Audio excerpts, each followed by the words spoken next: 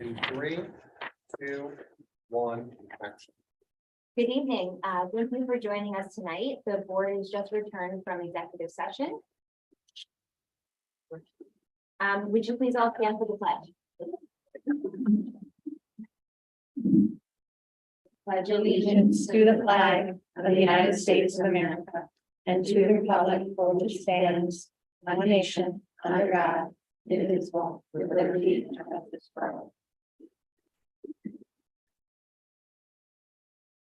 Okay, we're gonna start the night off with some recognition, and then I'm gonna let Mr. Hawkwriter open that up. Yes, we're very excited to have some key personnel with us. Not everyone could attend, but we have a number of key personnel representing some of our schools to recognize them for outstanding efforts to make sure that our facilities were ready, our classrooms were set up, and our schools were cleaned. To welcome back over 2,200 students. I would say yesterday, even though that was the first day of school, but we had over 1,000 elementary students making their way through our 3 elementary schools last Wednesday and Thursday. It was an incredible effort. So I'll ask Anthony Merlini to come to the microphone to briefly talk about the gentlemen that are here to be recognized. Good evening, everyone. Superintendent said we're here to recognize some people, the custodial staff, a couple of the individuals that work for me and the people that work below them. I want to thank you for this opportunity to allow me to recognize them. They did an amazing job this summer. We had a lot of work to do in a short amount of time, and trying to keep all the other programs in the building, whether that be camps, whether that be kinder camp, whether that be an ELO program, or whatever. We had kept all those programs running, and these gentlemen still were able to man their buildings and get their buildings cleaned and moved around and furniture moved and all these different projects that we did inside the building. So we can open up school on time and get our staff and students back in there. So I'd like to recognize several of these individuals. Tonight we have Ray Gilbert from our Franklin Lindsay Elementary School. We have Anthony Rojas from our grounds department. Danny Harrison from Blue Mountain Middle School. And Mitch Dene from the high school. And 2 other individuals I'd like to at least recognize them as well. Tommy Grant, he wasn't feeling well. He's at Buchanan for Blank Elementary School, but he couldn't be here tonight because he's under the weather. And also William Rundle. Our head custodian first was he retired, and he had some health issues and he wasn't able to make it as well. So I'd like to recognize all these individuals and all their efforts that they put in. But it is also a team effort, and these guys didn't do what they have to do without the guys that need them.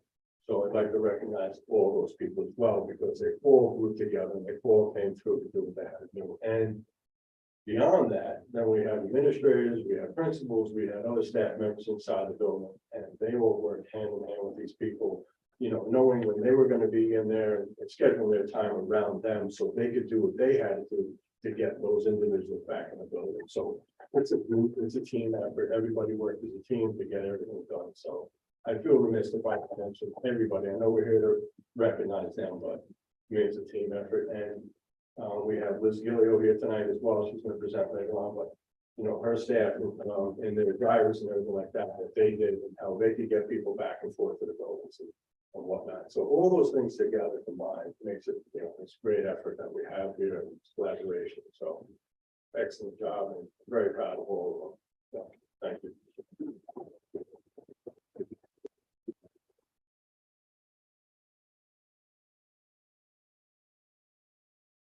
Thank you. Okay, so now we're going to move on to our agenda for the evening. Thank you so much, Anthony. That was wonderful. And thank you guys again. So can I have a motion to approve the agenda as stated? A second. All in favor? Moving on to the consent agenda. Oh.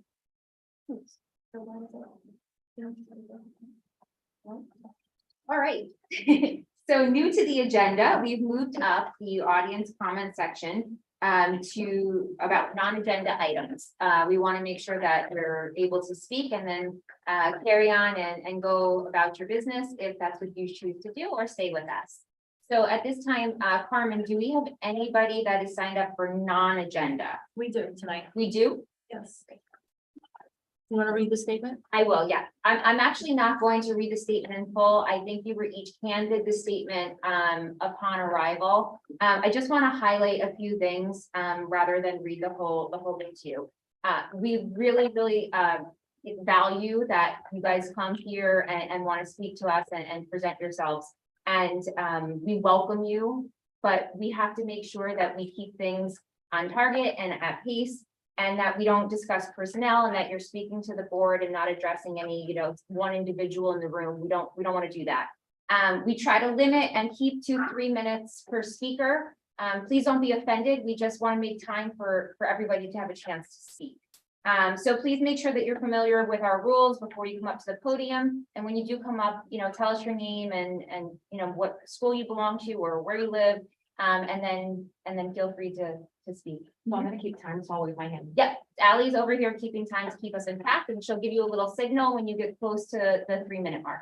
Okay, so Carmen, who do we have first? Our first speaker tonight is Rachel Bunting. My topic's actually on the agenda, so I'm gonna wait. Our next speaker is Christina Duffy.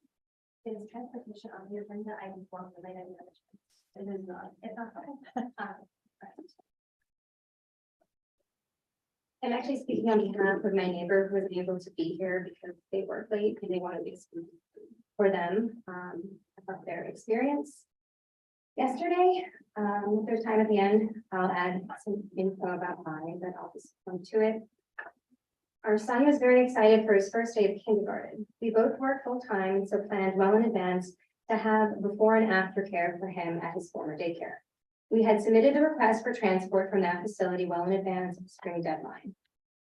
We communicated with the transportation office multiple times that this was our plan, and requesting details about the buses to and from the facility, a Rising Star Child Care Center. It took multiple emails and calls to finally get the time that the bus would pick up in the morning from that center. We with the daycare staff waited for over 30 minutes for the bus. Finally, the daycare director called the school and office told her that if the bus hadn't showed up by now, it wouldn't, and that it would make more sense for us to drive him to school. Just as we gave up and walked to the car, a bus pulled up at 8:45 and we had to flag it down to stop it because we were no longer standing at the bus stop. The driver said he did not have our son's name on the list. Now we understood the delay. It was raining and the first day of school, but it was inexcusable that they didn't know my son would be picked up at this stop. The driver graciously said he would take him. We called the school a little while later to confirm he had arrived as well. They confirmed that. We also asked them to please make sure he's on the right bus to daycare in the afternoon. In addition to the aforementioned form and calls and emails this summer, we sent our son with a note from the teacher for the teacher in his backpack to remind him he should go to Rising Star. I called Rising Star at 1 p.m. and the director stated that no aftercare children arrived at their center despite waiting outside for 45 minutes. They said some moms told them that their kids were mistakenly sent home. I asked my son's neighbor across the street if her son was home. We have the same assigned bus stop. She said yes, and she even got on the bus when it stopped to see if my son was on it, and he was not. So now I realize that my son is somehow lost somewhere for basically an hour. I called the main office at FGL and was put on hold for 20 minutes and about where my 5-year-old was because they were unable to locate him. Finally, nearing 1:30, they stated they located him and he was on the wrong bus again, inexplicably. The person indicated that this was the teacher's fault. They said he should be at Rising Star soon. They were taking him there now. By 1:45, he arrived at daycare. So he had been on the bus for over an hour and a half. He later got sick, vomiting at the aftercare, which then continued at home, which was more than likely a result of the long bus ride, which he had never been on, and the stress and anxiety the entire day. Later, I was told that he was put on the right bus home, but didn't get up when his name was called. Our daycare said no bus came. It somehow came more than 45 minutes late after they then went inside and the driver read his name to get off.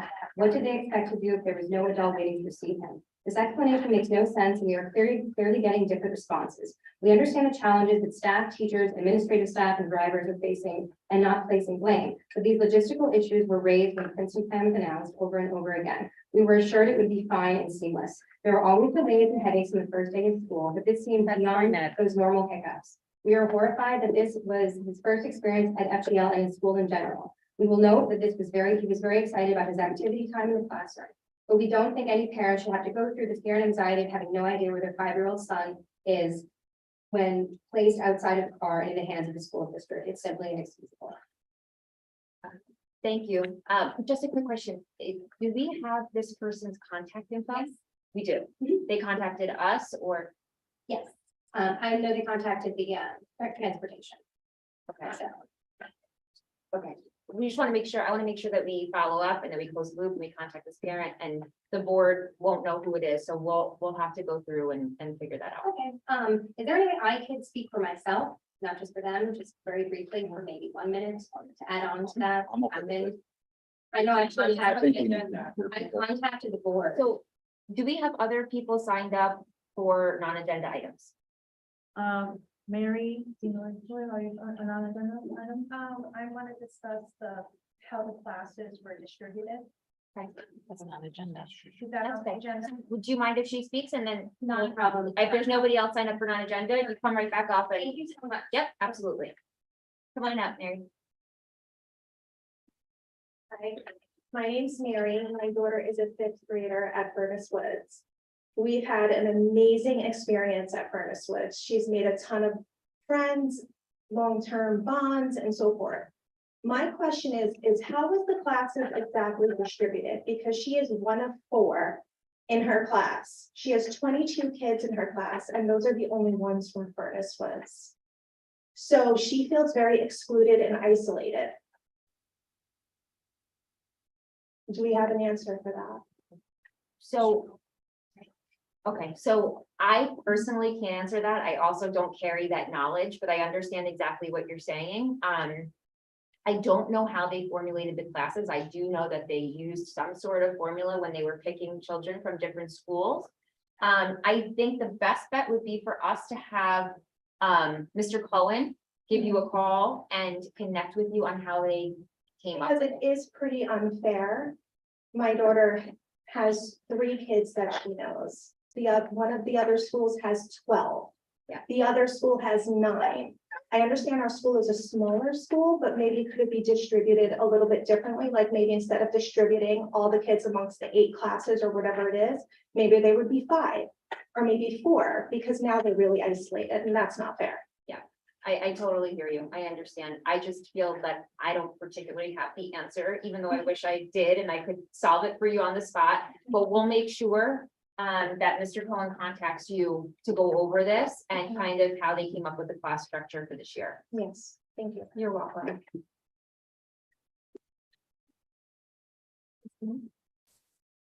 Thank you again for letting me speak. I did reach out to everyone yesterday, with email. Alexis, thank you for bringing back.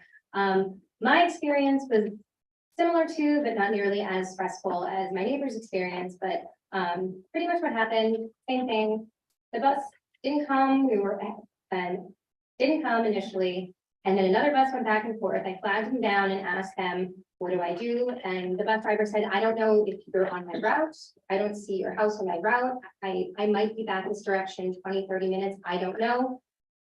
We're better off taking him to school at that point. So we did. We went to FGL. I was supposed to be part of the meet and greet for all the little kids, which I didn't get to participate in because I had to bring my son, which was fine. It was his first day. And I understand there's hiccups on the first day of school.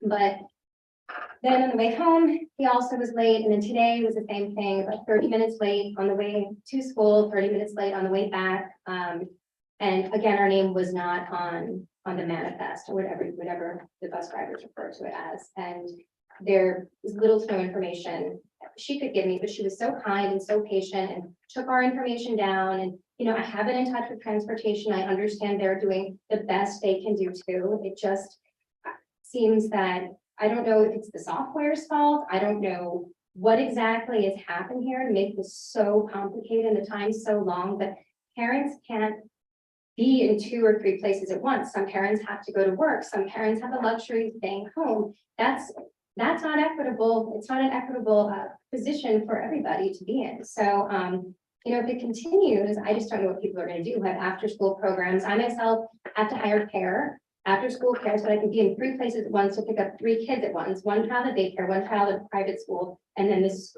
the bus that's coming home, Hendrick Hudson bus. And, you know, the only way I know it's even on its way is I hear from a neighbor that was far down, close to Peekskill. It's a big mess. There's not any way to track the bus in real time. We're sort of at just the whim of whenever the bus can arrive and does arrive at our house. So when we have after school activities in a week that start from now, and I can't go, I can't be there. And, you know, we've invested the time and the money in that. I'm not sure what I'm supposed to do then. So I hope all these hiccups get ironed out, but it's very, very frustrating. It's very confusing. And, you know, I only have one question, and I'm not sure I'm going to ask it correctly because this is based on a previous board meeting from last spring, but I was under the impression, as it was previously indicated, that we received funding federally or from the state for the increased time of bus routes, because we were going to be experiencing longer bus routes, because kids from other areas were going to be coming to our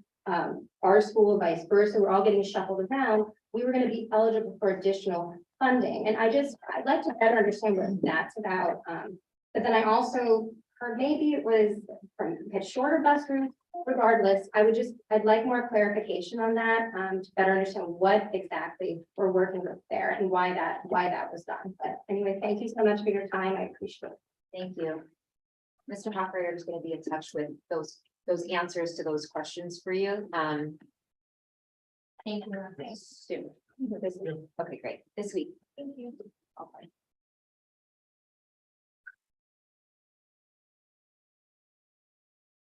And that's all of the non-agenda. Yes, Okay. it is. So now we can move on to our consent agenda for the evening. Can I have a motion to approve the consent agenda? So moved. Second. Okay, there's nothing, anyone calling tonight for consent agenda. We're all good. Okay. All in favor? Aye. Great.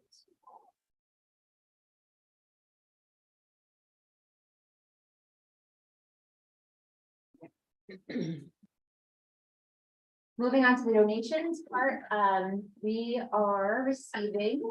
Blue Mountain Middle School family has donated a maxi net 18-foot portable tennis badminton net, total of $161.96 for the Blue Mountain Middle School to use.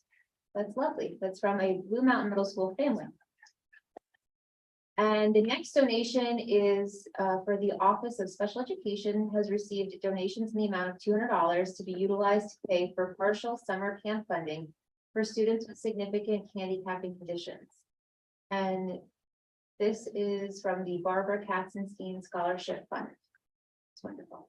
Okay, so we need to approve these donations. Can I have a motion to approve the donation or donations? First, have a second? All in favor? And that brings us to our superintendent's report. Yes, we wanted to provide the board and the community, those who are here and watching at home, an update on all of the preparation activities that led us to open the school yesterday and some of the meet and greets that we had over the last number of weeks.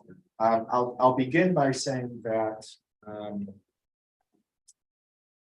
we've received a lot of communication, not only tonight, but phone calls and emails from parents with questions and concerns and suggestions around the first, I'll say 2 days of school. And while oftentimes our transportation system improves over time, we know that it created significant stress and anxiety, not only on the families who are here and who spoke and that we have heard from, but certainly on their children. I first want to address that if any family believes that your children is experiencing stress or anxiety, to please let your school principal know, let your school counselor know. We have a full team of staff who can meet with children and talk to them about their day and help them improve their day. That doesn't change some of the experiences that folks have had. Some of those experiences were situational, some were because of changes the organization made, and some were because it's the first day of school and it usually takes us a while to iron out some of these plans and protocols. I know I spent significant time over the last 2 days, particularly at all 3 elementary schools, observing drop-off, pickup, trying to find ways and brainstorm with principals of different tweaks that can be made. And if you have a child in any one of our 3 elementary schools, I'm sure you received an email, if it wasn't yesterday afternoon, at some point today, about some adjustments that were being made after we lived there for a little while. Doesn't excuse some of the unfortunate experiences folks had, but certainly I hope that in a week from now, we'll reflect back on this and realize that we've moved the needle quite a bit, or we've moved the ball down the field quite a bit. I know in my experience here, and Liz Gillio will speak a little bit later on, some of these things are typical. If the middle school is late loading, then the buses are late getting to the elementary schools, and it's a domino effect. And it sometimes takes us a few days to get this figured out. And it takes Liz and her team a few days to identify whether we're going to adjust some bus stops and those sort of things. So while we know that we can do better, I hope that folks here and the folks that have emailed us know that this team is working to improve that experience for everybody. And we work to improve that experience every single year. And that perhaps we have some different hurdles to overcome this year, but no one wants to replicate the experiences that we've heard and that we've read, and we have our commitment to make sure that we've read those. And I know Liz will talk a little bit about that later on, but I wanted to make that comment before we jump into some acronyms. And if you're looking at the second slide, what Benita's going to share some things that already give me anxiety, but we'll start with Benita Joy, our Director of Technology, who has a lot to update on us, but she's going to pick some highlights. And if there are any questions, I think we'll just do some quick questions while our presenters are here, and then move on to the next one. So, thank you. Good evening, all. So I won't bore you by going through all the bullets. So we were pretty hard working this summer. It's my first school year, beginning with kindergarten, but my 18th beginning of the school year. It never gets easy. But it was a challenging year. With the Princeton plan, we had to start from ground up, creating those user accounts, moving people into the right distribution groups. But I have an amazing technology team that worked all through summer, very hard. They worked as a team, and they stayed positive. We stayed, we made sure that we were all positive all through the summer. Even my son and my daughter came in the last 2 weeks of school, helping out with getting the technology ready for the beginning of the school year and getting them some experience for them. Some of the things that we did talked about at the budget time. The computers for the high school are all new. We were able to get those done. We had 3 elementary school. We started that work in May, June, and July. We got about 70 interactive flat panels, BenQ panels that were installed, ready for teachers to use in the first day of school. One of my major one was network access control system, our wireless system. We had multiple wireless network for guests and BYOD and home networks. So we consolidated all of that to 2 network, one for guests, one for Hendrick Hudson School District. That was a major project that the team took on. We were able to complete that. So we have our high school students bringing their own devices. So they're at the phase of distributing all of these Chromebooks back to the students. We bought about 750 new Chromebooks and deployed them. We collected all Chromebooks back since COVID for 3 years. So we then through all of that, inventoried everything and organized them by order expiration date, and we push them back to the students so we don't have to collect them back again every school year. So starting the next school year, only 8th grade devices and 12th grade devices will be collected back. Everybody else will keep their devices for 4 years. What else? So a couple of things on there that you probably remember me talking about about a budget audit last year. Network access control is part of a budget, audit recommendation, and also the 40 authenticator, 2-factor authentication for VPN connection is also part of the audit recommendation.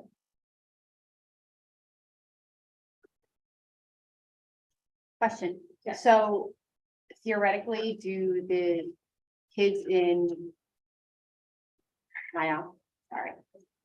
Theoretically, do the kids in 6th grade and 9th grade have the newest Chromebooks and still the ones who will have those the longest? So now 5th grade has the new Chromebooks. They will keep it until 8th grade, so that's 4 years. Okay, 9th graders are getting brand new Chromebooks, which they can keep until 12th grade. Okay. So it's usually the Chromebooks are good for 4 years and beyond, but this would be 4 years. okay, understood. Thank you.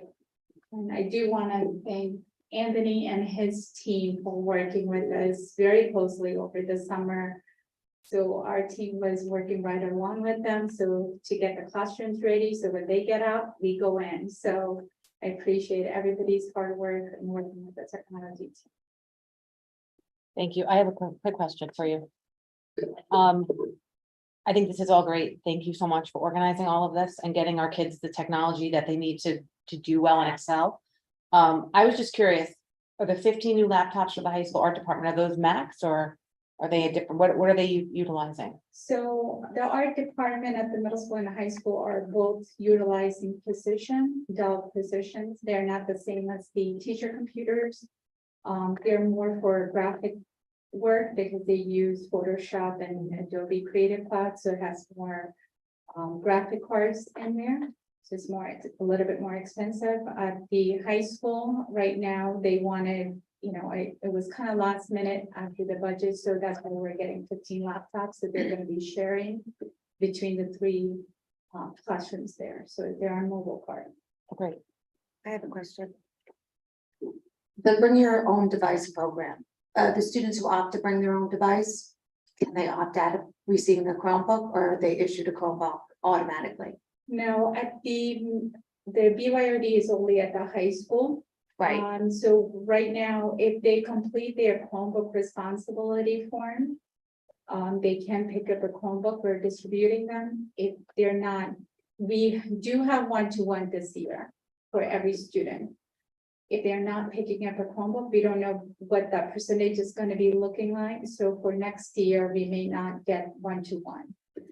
But they don't have to pick up a Chromebook.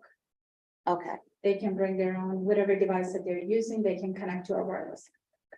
just maybe if we can get a comparison about how many people are bringing their own device, so Yeah. they don't need a Chromebook, so we can save some money there. Yeah, I can definitely give you the numbers as soon as the Chromebook distribution is done. Thank you.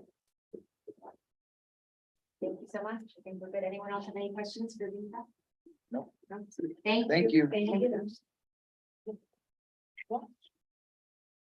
Margaret's going to give a staffing update and talk a little bit about class size and some opportunities this year. So the staffing update is fairly straightforward. We hired 18 instructional staff over the summer. These were replacement teachers, people who either retired or left for another position somewhere. 1 or 2 leave replacements. We had some teachers who are out on maternity leave, etc. 17 teaching assistants have been hired so far. We're still working. And we actually hired a few who then resigned over the course of the summer. So we were in replacement mode for a little while. So that's still a little bit ongoing. The staff is done. Okay, any questions on staff? Okay. I do. How many more teaching assistants do you plan to hire? I would Is say that fluid? maybe 2 at each school, and we're still, So 10. so that's teaching assistants in place in the buildings, and because of the turnover, we are very concerned, so we have talked about maybe going over a little bit, so we have folks with us as people change their mind about the position. What we're still waiting to do is a few schools are still looking for a permanent substitute. And then we will be onboarding just daily subs that go into our system. So if I call out sick tomorrow, the system automatically contacts a substitute. This has all been severely impacted like every other industry. So we're having a hard time with that. So that was my follow-up question. Are we seeing similar turnover as other districts, or is there something? Okay. No one wants these jobs. And then, of course, the rate of pay is always hindrance. One of the, Thank you. one of the issues with the teaching assistants are that a lot of districts hired extra teachers over the last number of years, whether it was with COVID money or the full remote model. And so a lot of teaching assistants who were sitting on a teacher credential have now moved out of that field and into full-time teaching jobs. We lost a lot to that, and that's regional. One employment issue we're not dealing with that many other school districts are certified teachers. We don't have any vacancies in terms of classroom teachers. A lot of other districts still do, but we do not. That's not to say that it was a challenging hiring season. Because it was, and you know, that's good for them that they have lots of opportunity to choose from. It's on us to present an attractive environment and an attractive package. The teaching assistant work is very competitive in the region, and we're trying to stay on top of that and try to keep us competitive so that we have people who will want to be here. So that's where we are. We'll keep you updated through the coming board meetings as we settle the rest of that hiring. Thanks, Greg. Okay, so average class sizes. Thank you to the board for last year agreeing to reduce class size for the next 1 or 2 years while we settle in the Princeton plan. And these numbers certainly are a recognition of that. The pre-K numbers are actually state mandated, so we cannot go over 17 without adding an additional teaching assistant to a classroom. And even at that, I believe we would be capped at 20. But the rest of the numbers are there, and they are, I think, pretty good. It's nice to see kindergarten hovering at 20. It's lovely to see 5th grade hovering at 22. So every grade saw about a 2 student reduction in their class size across the board, and that's I think a great thing for us. And fingers crossed, we'll see what it looks like going forward. Any questions? Okay. Can you explain, just looking at these numbers here, I know everyone at home can see them necessarily, but if you had split, because kindergarten's higher cap, so we're at 20, and we have a pre-K, the state maxes us at 17. And then we have 9 sections at 17.7 in 1st grade. If you just had added a teacher, that would have brought kindergarten down to 17 or 18, correct? Right. So the class cap for kindergarten is still higher, even though the state mandated number for pre-K is lower? Remember that kindergarten is not a mandated grade. It's very odd the way the state is working, and it's been like that for years. Yep. So we have this wonderful UPK system, which in places like New York City and some of the big 5 includes 3-year-olds, but not here. They create their own guidelines, and they've kind of, you know, annoyingly to me, because I'm a kindergarten teacher, forgotten about kindergarten, but our cap in K pre-Princeton plan was 22. In my humble opinion, that's way too large a number. 20 is about where we should be. And the way it was set up initially in board policy was kindergarten at 22 and then 1st grade down to 20. I understand the historical reference for that is that kindergarten has a full-time teaching assistant. But this year we were asked to give the 1st grade teachers a full-time teaching assistant as well. So it will, I think, be something that we'll all pay a little attention to as we continue to make decisions going forward. Good question. We said we were going to keep class sizes lower for the next 1 or 2 years. So does that mean in 2 years, these class sizes are anticipated to be back up to kindergarten 22, 1st, 2nd, 3rd, 4th, and 5th? What would be that? So that would be your decision, because that's a board policy. Every grade that you see would go up by approximately 2 or 3 students per class, which is the current board policy that we kind of stepped aside of. But then also that's driven by demographics. So if enrollment continues to go down, it may not be an issue. So we'll just have to keep watching it. Yeah, and Stephanie, just so you know, we start tracking our enrollment. Well, we have a live spreadsheet, we're tracking it all the time, but we really get into it in terms of staffing in February and start projecting. That's usually when kindergarten registration starts, or we try to identify those students. And part of our budget presentation, usually it's in early March, we give our current reality in terms of this data and then what it would look like next year as everyone moves up a grade, and then based on those caps. So we'll have better data in about 6 months, and then we'll be able to project a little bit more staff. Thank you, everyone. What's your next? one more. This one. So just some things coming our way in 22-23 that I think we're pretty excited about sharing. If anybody doesn't know that this is happening. In Frank G. Lindsay, which is now our pre-K 1 school, we are really thrilled to add a kitchen classroom. And thank you to Anthony and his staff for helping us physically get that organized. Thank you to Beth Gruber, who manages the Entergy grant, and that's where this funding came from.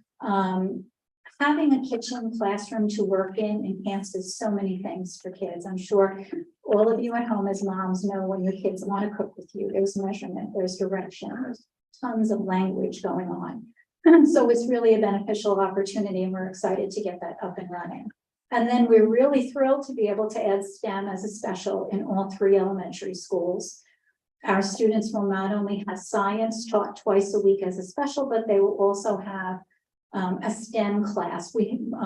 With Benita's guidance, we purchased a program called Codalicious. So they will have some codings, we'll meet the computer standards, possibly for the first time. And that particular program, coding, as you see in the next line, continues on through 8th grade. So we were able to bring that program up into the Unified Arts rotation for our middle school kids. So they will have a really strong STEM experience K-8 as they get to the high school, and then have an opportunity to really think hard about things like PLTW and science research, and have, I think, a better background about who they are as a learner and what they really are excited about to make some choices for those advanced classes. Hopefully we're on the right pathway, and we have really great teachers excited and engaged in this work for our kids. So we'll keep tabs on this, and we'll come back and present and invite them to share, because they're very excited about this opportunity as well. Executive functioning, which we've talked a lot about over the past few years and is so critically important, especially coming out of COVID, is in place for all 6th graders as part of their natural course load. And we're very excited about that every 6th grader will have that opportunity. We'll work with Lisa and her team to see what we can bring down with regularity to the elementary students as well. We just had a reading webinar the other day with a physician who was talking to us about medical matters related to reading struggles. And he kept bringing up executive functioning in his presentation, and how important executive functioning is to the merger of all the things the brain has to do in order to be an average, efficient reader. So that's exciting for middle school. And then at high school, we are going out this year with the seal of civic readiness. That's a really interesting opportunity for our high school students. And Christine Lupien, who is our social studies instructional leader, has a wonderful team put together. We started this work over the summer. We are partnering with BOCES because one of the social studies point person at BOCES is on the state team. So that's a valuable asset for us. He also guided several of the neighboring communities in the pilot last year, which we opted out of to get a chance to see what happened. But North Salem participated, Arlington participated, there's a 3rd district I'm forgetting, it might be White Plains. So we spent some time with BOCES over the summer, figuring out what this needs to look like and how do we build our program. I think Christine has amazing ideas about where this could go. At some point, not in year 1, there's a middle school component of this, and we will bring the middle school on board. We're most excited about the capstone projects where kids pick an interest of theirs in the social field, and then we connect them with people to help them do some work. Think of it as science research, but on the social studies and civic side of things. So we're very excited about that. And I think she's got the right people in place to help us lead that. And maybe at some point we invite Christine and her team to come talk about what they're doing with that this year. But I'm happy that we finally are getting this up and going. I think it's an important partner for some of the other jazzier classes and opportunities that we have for our kids.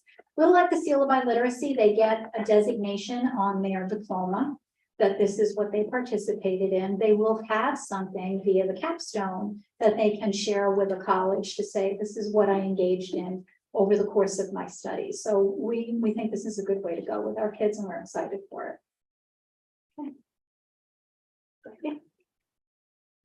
Just about the kitchen classroom, so that's in Frank J. Yes. And that's for 4-year-olds and 5-year-olds, That's for the whole school. So So- pre-K, K and 1, okay. One classroom, one classroom. what are the logistics of that? How, so is there a sign-up sheet? There is a sign-up sheet. So we are very lucky that Lynn Masterson, who is our AIS math teacher at the primary school, is a trained chef. And she is over the moon that we have a kitchen. So she's very busy organizing what this will look like. I believe she's speaking at Monday's faculty meeting about the sign-up process and the blocks of time that will be available. I think she's already got all her recipes picked out. I suspect as the math teacher, she will be utilizing that space quite a bit. And she's given me my grocery list to go to Walmart and buy some of the basic supplies to put in the classroom. So yes. Thank you. Are we looking to do something like this in the 2-3 building, or is just because We just targeted Frank G. I mean, at some point down the road, I don't know if there's space available. We clearly had a gift in terms of the funding for the appliances, et cetera. I'm wondering what the decision was to put it in the pre-K 1 building as opposed to the 2-3 building? It's just such an amazing experience for the young kids to do this. The opportunities that exist there as beginning learners in just picking up that spoon and stirring something and understanding what step comes first and what comes after, and then putting something in the oven and seeing it come out and we can eat it. So, yeah, doesn't mean we couldn't ever put it anywhere else, but this was a good starting place. And then we have 2 days at STEM special in the STEM room, and then the Codalicious is in addition to that, like a No. 3rd day? No, so with both curriculums, both the Science 21 curriculum and the Codalicious curriculum actually blend nicely because they are not everyday full year, the way we teach math or reading or something like that. It is, we worked with the Codalicious founders to actually tailor it to the weeks that we had available to us, and they scaled the curriculum to fit that and align with the New York State standards. And then we worked with the BOCES science people who guided us to how many days in each unit of study for science for each grade level would be appropriate given the time frame. So we feel pretty good about where we are, and we'll know more as we go through it. If we feel we need more, we'll add, and if we feel we're pressed, we'll figure out how to manage that. Okay, and then I see that we have coding and STEAM at the middle school. That's great. Executive functioning. I know that you and I had discussed a greenhouse there. I know that's an Yes. ask there, and Yeah. I think we do have the funding for it. So I would love to see that. I just ran into the science teachers at the middle school the other day who asked if should they be asking more? And I said, well, here's the thing with that. We do have funding for that. But in fairness to Anthony and his amazing team, they had a little bit on their plate this year. So I mentioned to the science teachers that maybe we would let them catch their breath before we went forward with that plan. But Anthony is aware of it. He was on many emails with Beth and myself about what we wanted, what they're trying to do with their sustainability program. They're very excited about it. I think it will come, but I think, we just had to kind of put it in the right pecking order, so to speak. Yeah, my thing is, I just want, like, that would really fit there. And if we could get it there sooner, then more kids benefit from it. So Okay, thank you. Jenny. I was just, so from the Indian Point funding, there was sort of funds for each building, basically, right? So the funds for Frank G were the kitchen. I think the greenhouse was for Blue Mountain. What, can you just review it? Sure. So the kitchen went to Frank G and Buchanan for Plank chose a kiln for their art classroom. And I believe keyboards for their music lesson, their general music program. So that'll be really nice because I think I don't want to misspeak because Juliet is the master of this. I believe it's second grade that will have some experience with the keyboards, and I think that's wonderful.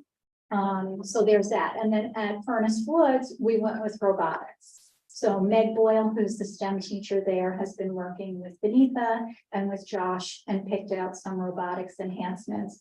That will get even more full blown next year, but at least she's got a start on it. Okay, so those have been rolled into the curriculum this year. So Yeah. the keyboards and the kiln.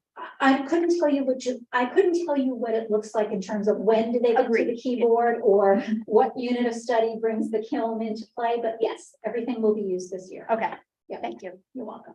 Okay. Sorry, That's okay. there is an existing kiln at Frank G. Lindsay. Yes, Are they gonna utilize that there as well? I certainly hope so. Okay, because otherwise, could we not move it? No, I would love to see you and I have talked art a lot, Yes. so, you know, I understand what you do, et cetera. I would love to see our kids at all levels work in all mediums, and especially at that age, the fine motor ability of manipulating clay or whatever it is they end up firing. Yes. So yes, we didn't move it with that intention. Perfect, thank you. Thank you, Margaret. You're welcome.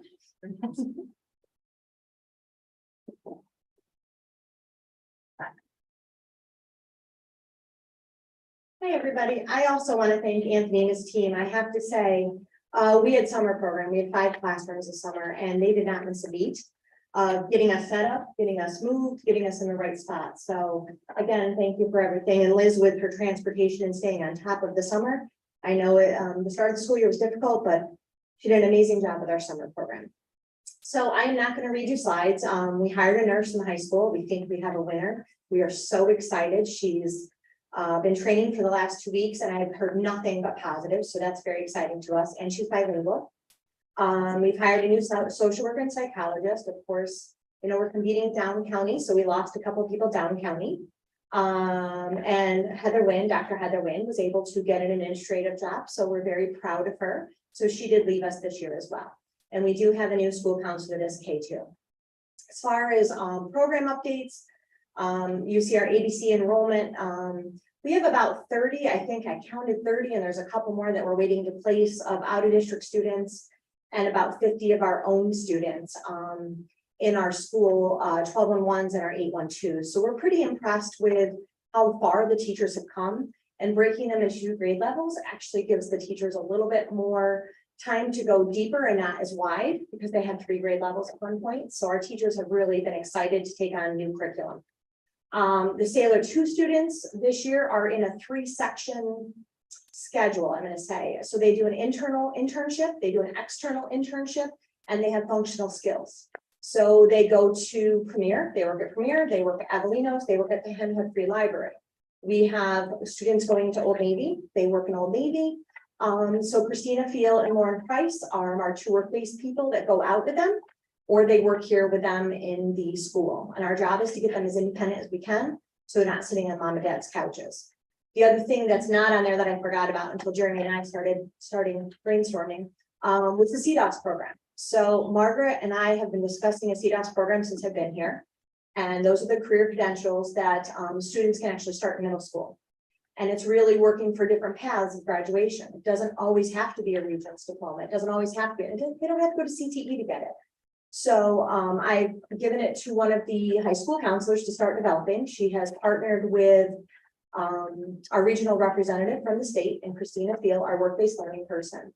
And we are starting that program working from the bottom up, hoping to get it ready for next year to roll it out for 9th graders. Once we get that established, then we'll start getting some internships. And Joe and I have already had conversations a couple of years ago with the Montrose Business Association, how we can help our kids start to move into that path. Not every kid needs to go to college. Not every kid wants to go to college, and that's okay. So we've been working on that. The middle school we've put a lot of time and effort last year into the middle school with doing some PD. This year, our small classes at the middle school are getting some upgrades to the curriculum. We're learning how to tailor our curriculum to the needs of the students and not just using the whole curriculum. And I have a consultant coming in and to work with our teachers. And we have started a SAIL program. So we have those in-between kids that are not alternately assessed. That means they don't follow the same Regents track. And then we have our state assessed, but we always have those in-between kids that we really can't figure out what would be the best track. So we're starting in sixth grade, hoping to build a bunch of skills. So we're offering 2 reading and 2 math specials, 2 math classes, and then they do science and social studies every other day in sixth grade. So they're getting double reading and writing and double math to kind of build the skills to hopefully next year either go into the 15-1 or the ICT classes. I don't think I have anything else to share. Yes, please. I asked a lot of questions about acronyms. Yeah. So can you share what C, they don't, The CDUPs, the Career Developmental and you Occupation. said they don't have to go to CTE? Oh, I'm sorry, Career Tech, so BOCES. Thank So BOCES has a career tech that they can actually start in seventh grade in our BOCES. And we did attempt that the year COVID hit us. We sent, I think I sent 4 8th graders, 6 8th or 6 7th and 8th graders up to kind of get the disenfranchised student interested in something to keep their attention in school. And we did really well until then COVID hit us and we never recovered. And I don't really think we were the only school that sent kids from middle school, which was kind of exciting. But kids can actually start as young as 7th grade going up there. We have not piloted that again since we've been back because we've been trying to get our feet under us from COVID. Thank you. Yes. So I just happened to notice, I think the town of Portland has a program that's similar for kids 14 and older, like for job placements. Mhm. I don't know if there's any partnership that could be had. Well, we have a lot of partnerships out there. So Christina and I worked with this gentleman named Joe Conti. And actually Jeremy and I were having a conversation before this too. So we have this gentleman, we're going to do a transition fair in the high school open house. Transition, whether you're going to the next level, whether you're going to college, whether you're going to a work-based learning, whatever you're doing. So Christina is actually working with this work-based organization to get this ready for us for the fall. That being said, he has hooked us up with White Plains Linen. He has taken us to all these different places and got us connections to help us because we really have to be careful because our kids have to be 18 or older to work in some of these places. And we have to make sure they have skills. So we have to train here before we can put them out. But we definitely have been working with a lot of community resources and they have been so giving and so caring and they want to take our kids on. Premier has been fabulous. We're hoping to get the kids in the cafe. Avelinos have been absolutely over the top. They have really supported our kids. When we had unified basketball night, he brought pizza for every one of the players. I mean, it was just, they have just given back to us as much as we've gotten from them. Yeah. So how do these enrollment numbers compare to last year for these programs? As far as our in-district, we've always been full. Our out-of-district, we have gone up between 7 and 12 kids. And that's because we took one at the high school this year. We normally don't have kids at the high school. But one of the smaller high schools reached out to me. They had a student they wanted to place, wasn't ready to come back to their own district. We met the student, fabulous student. We're very excited to have him. So we took a high school kid this year. I think we took 2 middle school kids. So it really depends. We lost 2 tuition kids last year and 1 graduated, but we have 7 to 12 more this year than we did last year. Thank you. Mm-hmm. Question for you. What's the breakdown of the ICT sections in each grade, K through 5? What do you mean the breakdown? How many sections? sections are in each grade? Yeah. So kindergarten has 2, 1st grade has 2, 2nd grade now has 2, 3rd grade has 1, 4th grade has 2, and 5th grade has 3. And some of those are a mixture. Remember, we don't just have ICT anymore. We have ICT full day, and we have 1 section in first that's, I'm sorry, we have both kindergartens are full day. 1 section in first is full day. 4th grade, we have 1 section full day. No, I'm sorry, 5th grade, we have 1 section full day. The rest are ICT skills. So they're in the gen ed program for 2 hours a day. And they're out in a small class for 2.5 hours a day. That's to do a lot of front loading, a lot of pre-skills, reteaching and prepping them and doing some IEP work. So that being said, but we also have kids that do an hour. They might need an hour of VLA and that's it. And then they go back unsupported in the classroom. So it really depends. But 5th grade and 4th grade have always been our larger numbers. We did have to add a 2nd person to 2nd grade this year, but we didn't have to hire, which was nice because our resource and consultant teacher numbers dropped. So we were able to share, and Luann Bronski went into our 2nd grade. So we didn't have to hire, but we had so many kids move in And then when we went to the plan, the Princeton plan, everybody was accepting services, which makes my heart feel so good because the kids are getting what they need. And I understand you don't want to leave your home district, your home building, but now the kids are getting the services they need and we're going to see a lot of growth.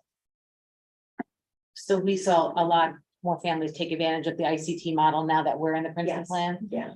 Um, And I think that's why I was so, yes, let's do this. 'Cause Yeah. I was being greedy about special ed. do we anticipate having to go up at all this year? Like, are we looking at classifications? Oh, you don't know Going that. forward? We never know that. Because Okay. there's so many, here's the thing, we had 40 kids come in for CPSE.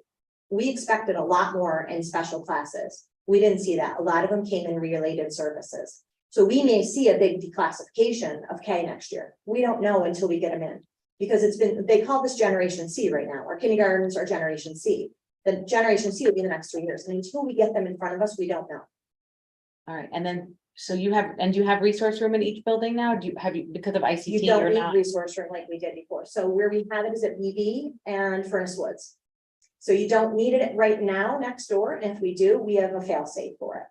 Margaret and I partnered together. I have a special ed teacher that was on special assignment. So Margaret and I worked out a schedule that she works with me for 2 hours a day. And then the rest of the day she works with Margaret's teams. Okay. So, sorry, this is just so interesting. So it's actually for both of you. So Jeremy actually sent us some information about, just the loss of reading based on COVID, especially with young readers. And is there any opportunity for any after-school programs for kids to sign up to do reading programs? Just I will throwing it say out this. there. I will say this, and I know Margaret's gonna echo it. You will not find that you see growth in after school. The kids Okay. are burnt by then. I have certain families that they need that after school time. And I work with them. We figure that out. Okay. But we have developed a lot more reading programs in our district. We have the program against failure, PAF. We have that. Every one of my special ed teachers have either been trained level 1 and level 2 and doing practicum. So over the next year, everybody will be trained and have a practicum. And that's just not it's more of a 2, 3 and up. That goes all the way to the high school. We have SRA now, and yes, that's the basic phonics, but I will tell you, our kids have grown leaps and bounds for that. We have found that since we switched from ICT to ICT skills, our kids have grown tremendously. And that's why Margaret modeled the bridge after what we were doing, because we saw such huge growth. But by the time these little guys get through school at 2:30, 3:30, it's too much and they're not retaining anything. The more we can give them during the day and the more our MTSS, our multi-tiered systems can be appropriate for kids. And that's exactly what this PD was. If we get strong reading instruction younger, we won't see this reading deficit. So do you think as over time, by the time maybe a current kindergartner gets to 3rd grade and they're taking the ELA state tests, they're gonna theoretically do better than what? So how are you monitoring the metrics? Like, So- what is the metric? So we are required by the state to have a benchmark assessment system in place that assesses every single kid, fall, winter, spring. In addition to that, and it has to be multiple measures. It can't be one tool that says, oh, you're no good, or oh, terrific. And honestly, at the testing grades, state test does play a role. But even the state is cautionary about that, because a kid got a 1 on a test means he had a bad day, possibly. Possibly it means they need help. You have to look at other markers. So I think we put the system in place 7 years ago, and it hasn't let us down in terms of identifying kids. I think what we saw actually before COVID, we stopped the after school program because we were not seeing any bang for our buck. Instead, what we tried to focus on, and I think it has helped us, again, was going along with what Lisa just said. Keeping kids after school is a punishment for the kid. So you take a kid who already is feeling like I can't do what she can do, and now I have to stay after school because of that. And what's the motivation to be successful or even to come? So attendance wasn't great. We weren't seeing progress in the kids. And so we said, we need to do something different while we have them during the school day. And so we started to look at more specialized training for the reading teachers who receive them. We beefed up our reading and writing PD in the elementary core classrooms. And then as a result of COVID, I moved to put bridge, we call it bridge because we don't know what else to call it. I am not a proponent of retention. So it was a tricky situation coming back from COVID, and in some degree it still is. Because we have kids who literally did not go to school. We have several students in the district who did not go to school at home or in person during COVID. So imagine what they lost in that year of gapping. And so we can't come back and classify them because it isn't that they can't do it, it's that they've not had yet instruction to be able to take it on. So now we have kids maybe in 3rd grade who left conventional schooling in 1st grade. That's a big gap to make up. So the bridge program allowed us to keep the kid in the grade level, not leave the kid back, because it's not their fault that this happened. And yet pull them out and intensify the instruction in the grade level skills, maybe with different books, until the kid could be caught up enough to return to the classroom. And we saw that work. Enough so that the principals asked if we could repeat it this year. We don't need extra staff to do so because we did reduce our numbers of kids going to AIS reading. So with our current reading staff, we were able to say, one teacher takes the kids who are being pulled out, the other teacher works a bridge program in the morning and in the afternoon. And, we will, honestly, we keep tabs on this. We meet regularly with one another, individually, in groups, to make sure that what we're doing is the right thing to do, because if it's not, we have to change direction. So far, so good. Majority of our kids, though, who are really behind the 8 ball are behind the 8 ball because they did not attend school for whatever reason during the shutdown. So I think I need a bridge program for the board. What is not being a proponent of retention mean?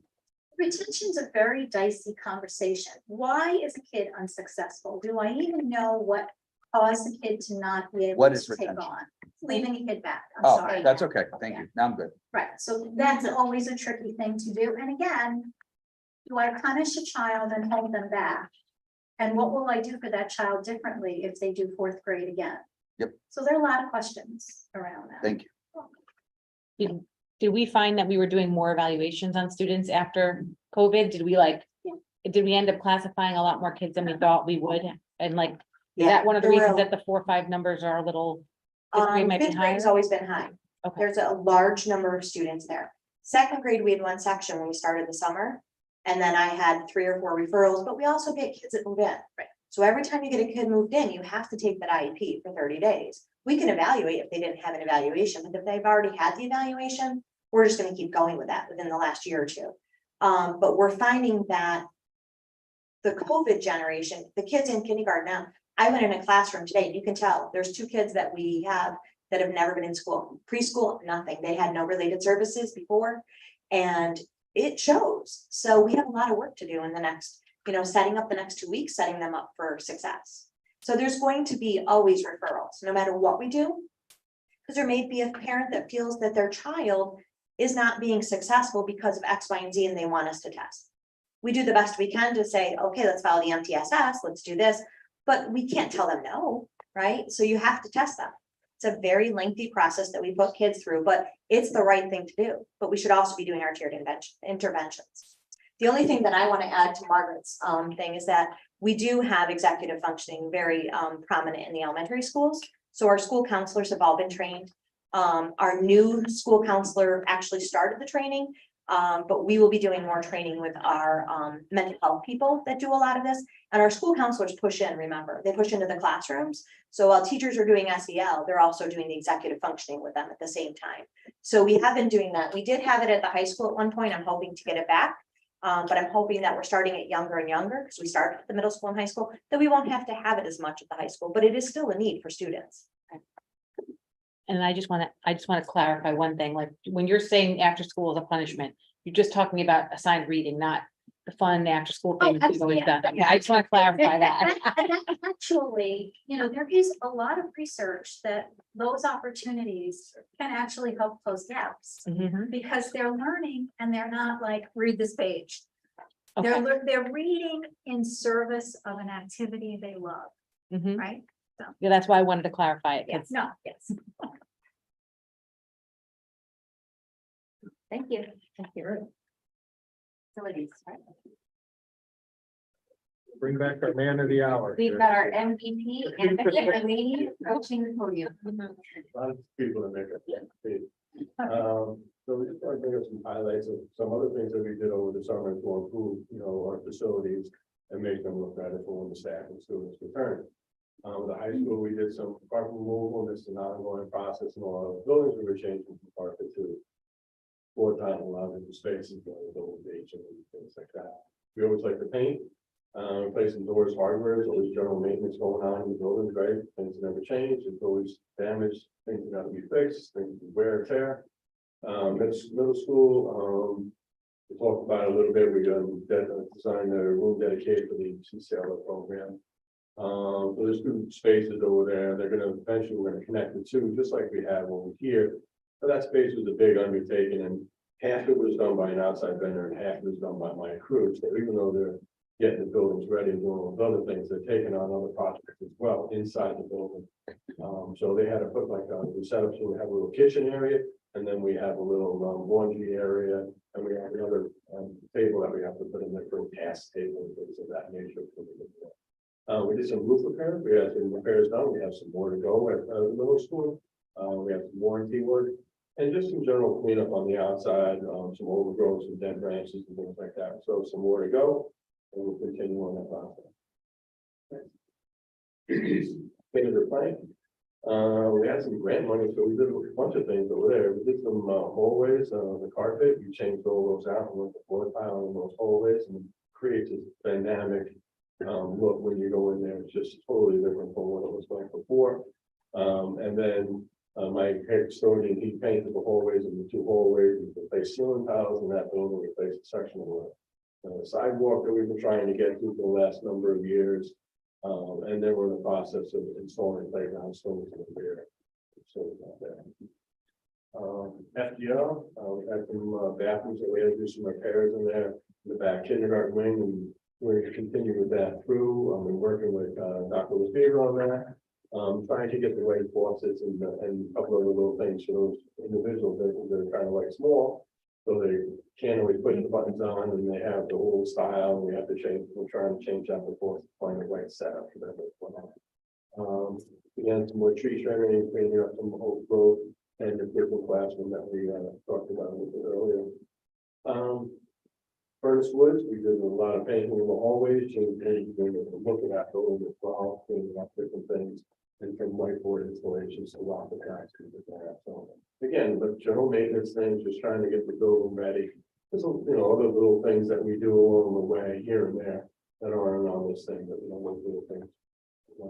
But these are a couple of the highlights, and again, we talked about, everybody's saying that my guys are great, but it's great working for all these people and working with, beneath this team and the understanding and the patience, but allowing my guys to get through the building, do what they have to do. And not everything can happen overnight, and it takes a lot of patience on their part, so I can get in there and my guys can do what they have. So I have a great team, and they make me look good, but they're busting their tails out there doing what they gotta do. So I really appreciate all that. We got to learn to do what I gotta do. So, yes, thank you. Anybody have any questions for Anthony? Yeah, absolutely. I'm gonna ask, I would love to see the finished products, especially at the elementary school. Yes. I mean, we got to walk through here in August, and this room looks completely different, and it's fantastic. I'm so glad we're in here for this meeting. Hopefully everyone at home can hear us better this way, but I would love to do that. I think everybody would like to get that on the calendar. And then I have one other question. for It's a you. dramatic change. I walked through today with Enrique, and we were looking at Yeah. a couple of spaces, and some of the comments were, like, I can't believe that this is the same space we walked through several weeks, not even just a week ago. Mhm. So it's Yeah, amazing. and let me answer that. We're trying to determine when we may get a first draft of the building condition survey. Okay. That architectural state ed mandated evaluation for our facilities, to see if we could do two at once, right? We know we want to go see the elementary school, see the after can we schedule that in the next 4 to 6 weeks, hoping that we'll have a draft of the VCS done? Because you'll see two things. We'll see a finished product of all of Anthony's team's work, and then some of the recommended improvements. So we're waiting to hear back from our architects to see what that timeline would be. If it's going to be too far into the spring, we'll just, we'll pick some times and dates and go see the 3 elementaries, and then do the school tours for the VCS later. We're waiting for more info to see if we can do 2 things at once. Okay. We've heard from a couple of parents that there's some detail work outside that still needs to get done. Is there a timeline on that? My guys have already started on. Perfect. Yeah. Thank you. And then do we have I know the carpeting in some of the buildings is in better condition than others. Do we have like a master schedule of when those things will be replaced as time goes on? Hard to say because it's all budget driven. So a lot of it, I work with the principals in all the buildings to see, what classrooms I can get into over the summer to do what I need to do. So if I have the opportunity to do it during the school year, we'll try to do it during the school year. There are limiting factors to that, whether we have students in the building, whether we have environmental issues that we have to deal with, all those kinds of things play into it. And sometimes when we have the environmental aspect, it inflates the cost. So it's really, give or take, we got to see where we are with everything. But I try to do several classrooms in the buildings that need it. So whether it's painting, whether it's carpet, whether it's a refresh of the ceiling tile, etc. And the other thing to note, we are in the middle of or process or somewhere thereabouts toward the end of doing the EPC. So we are trying to finalize that so we can do that construction over the spring and into the summer next year. And that primary crux of that is going to be changing the lighting in a lot of the buildings. So a lot of it's going from the TAs that we have now, we're going to be going to LED lighting to improve that quality of light. What is EPC? Energy performance contract. Thanks. So there are layers to this, I guess. Erica, what I want to say is with our energy performance contract and the building condition survey, and then local interest, meaning local, what we want to have done. We don't want to do anything to a school that might get upended through the energy performance contract or the condition survey, so that it not only becomes about timing, it becomes about what potential project could cover that cost at a fraction of the cost rather than 100% of our contract. So I know in the spring, the board voted to spend additional funds on a few repairs throughout the district. Is all of that work complete? About half, about 50%. Okay. We have the French units, where one of the things is doing the window panels. That's supposed to happen in the fall. It was just 2 things. One, the contractor has the time, and I got a better price by doing it in the fall than trying to squeeze it into the summer when all the contractors have all the heavy work. So it's one of those things that they can come in towards the end of the day after 3 o'clock and just do certain sections of the building. So I got a better price by pushing it off to the fall. So we'll do that one, and then we'll be about 75% done. And then we have the last thing that's lingering is the roof work. We started some of it in the middle school. I think we have one of them fixed, but the other section is on the foam roof, which I have a warranty on. So I'm trying to work with the company to do it in the warranty, so it won't be as pricey as us just doing it. Okay. And then all the concrete work was done at PV, you were in the back stairs? That's also, again, we push that to the fall to get a better price. as Okay. well. The front's done. The front's done, but the back stairs. Yeah, the front is done, so that when you have that walking up where the majority of the traffic is, that we Okay. put that out of the way. Thank you. Yeah, absolutely. Thank you. Thank you. Thanks, Dan. Okay, Liz?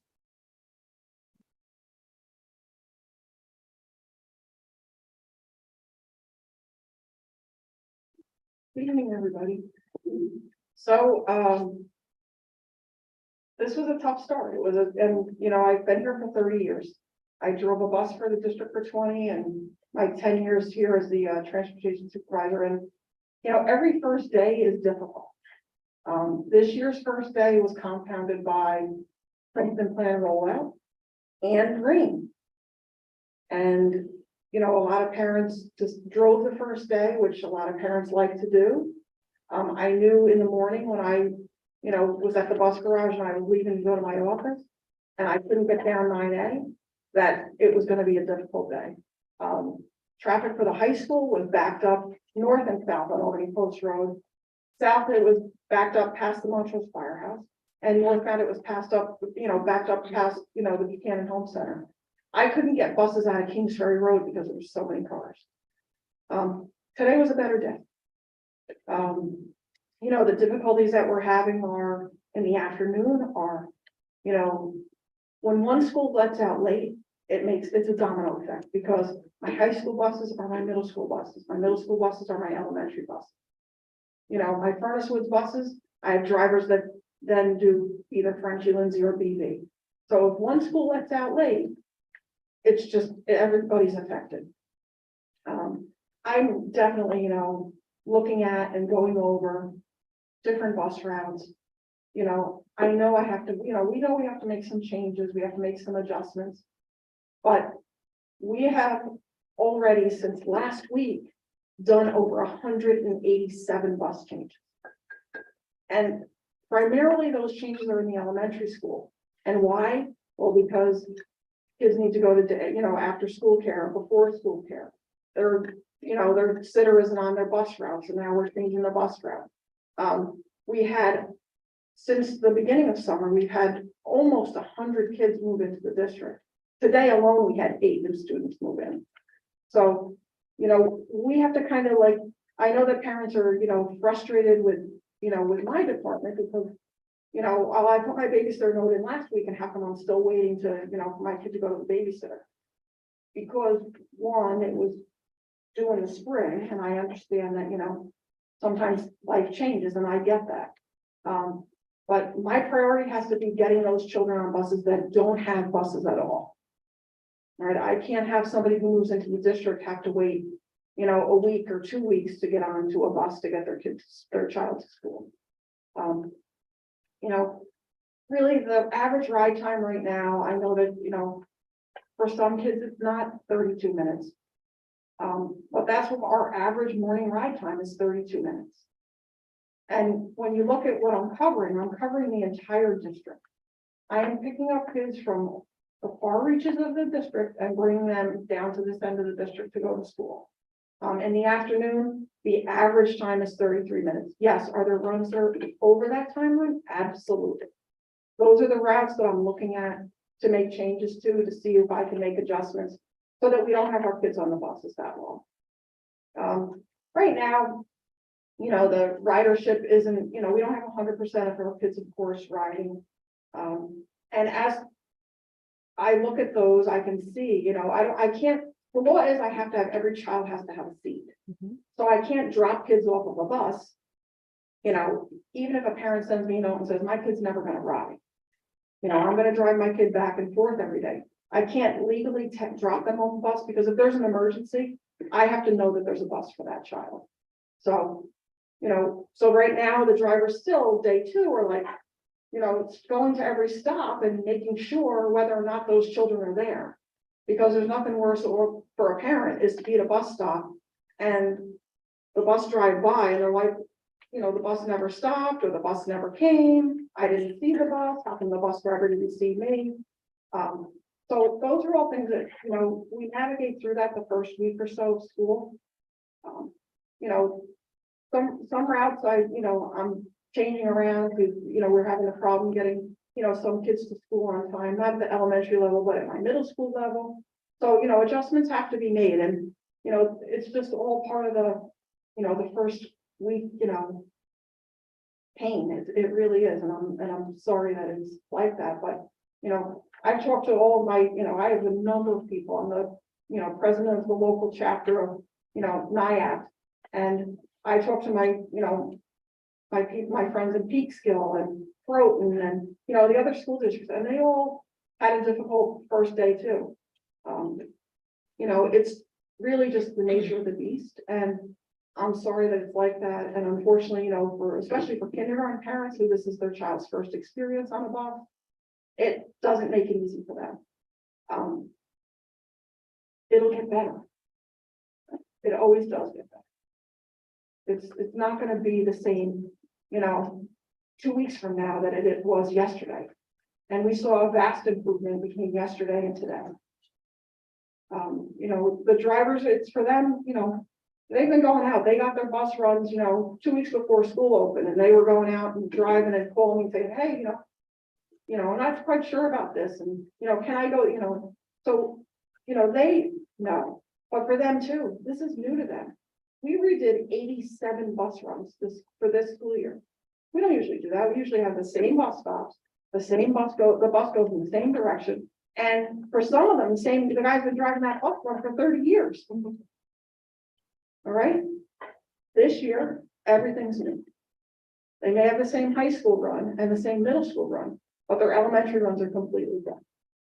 So it's a matter of them adjusting and acclimating to the change as much as it is for ourselves.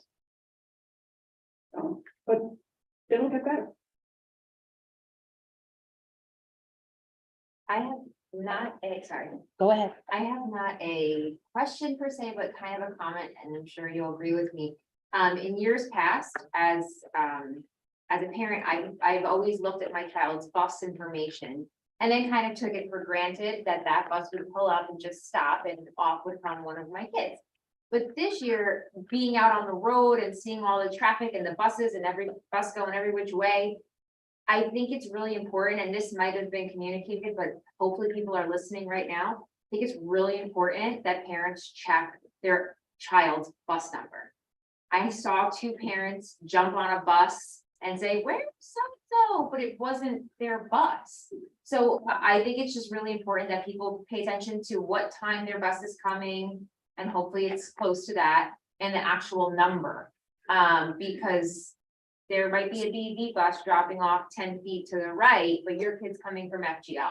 So I just wanted to kind of highlight that, because I think that's important information. Right. And I know at the elementary level, they feel that it helps the children because of their, you know, difficulty with remembering numbers. I know. When a parent calls and says, my kid rides the brown bus, and I'm like, I don't have a brown bus. You know, I can't help you. Right. And I don't know what colors the schools use.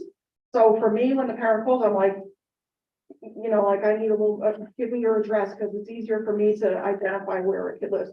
And my secretary very lovingly calls me Rain Man, because you could really give me a child's name and I could tell you where right? And there's 2,300 kids in this district, and I probably know where most of those kids live. If you just give me their name, I can tell you where they're going. All right. So I think that makes a valid point. I think that the elementary school should share the color of the bus that they're using with Liz. Colors. Well, your kid got a tag, right? That's a color and it indicates, I mean, it seems to me. That's the school. So what Liz is saying is that in years past, my child, I ride the green bus, and that is, instead of him having to remember it's 95, he's the green bus, and there would be a green. I'm with you. There should be both, because if you remember the green bus for your kid and you call Liz, it's the green bus. She should know what we're referring to these as, what we're referring to the bus as in terms of a color and the number. So it seems like it's a simple fix that would be really convenient for parents and take some confusion away for Liz and for families. It seems simple. However, I've been reported that there are no colors assigned yet, so Well- I need a principal connection there. Well, I want to add to this. I have a. Well, you have lots, but I want to add to this. So in the past, the reason that like my kids are on the brown bus at Frank G for eons, right? Because the bus number will change. So that's the thing, like you get a sub bus. So that's why the principals went that route. I mean, when it was changed to the blue whale, I was like, why are we the blue whale? And I'll just go back to being brown for me. But it was usually bus, I don't know, 95, but there were days it was not. So that's why the principals use that system. And that may be a communication piece here. I have a very big question, and I don't know if you can answer it right now. Okay, I have high school kids, so I'm looking at this from, my kids are not involved in this. I just have high school kids. So was there a reason that the parents didn't know which building their children were being dropped off first, whether it be Frank G or BV? Was there a reason for that? Because I feel like that would have alleviated some anxiety, but also helped kids understand, like, I got to this building, so I need to get off now.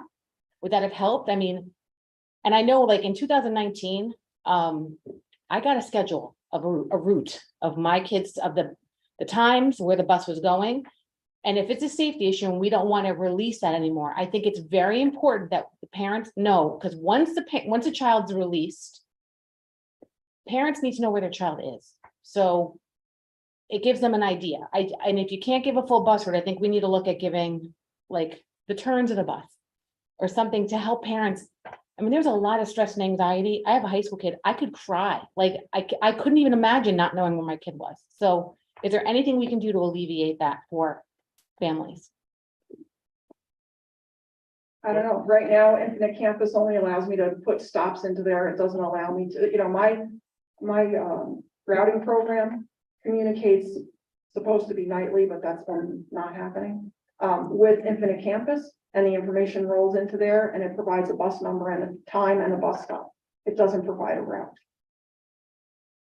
So one of the, and Liz and I had talked about this, one of the unintended consequences of digitizing a lot of this was limited information that we could provide. So perhaps, and Liz and I talked about this, to be able to send, specific email to families and children on a particular bus, whether it's the brown, the blue whale, or bus 92, to say your bus is going here first to drop off before the other school. That might be able to be a separate communication, but wasn't anything that the system allowed us to post in terms of the on the portal. We are looking at that. So, I mean, I want to let everyone else speak here, but this is something that was an unintended, you can say it was unintended consequence, but it really wasn't, because these are things that came up last year multiple times about transportation and the issues. And this is why we sent out the bus times earlier for parents and the bus stops earlier for parents.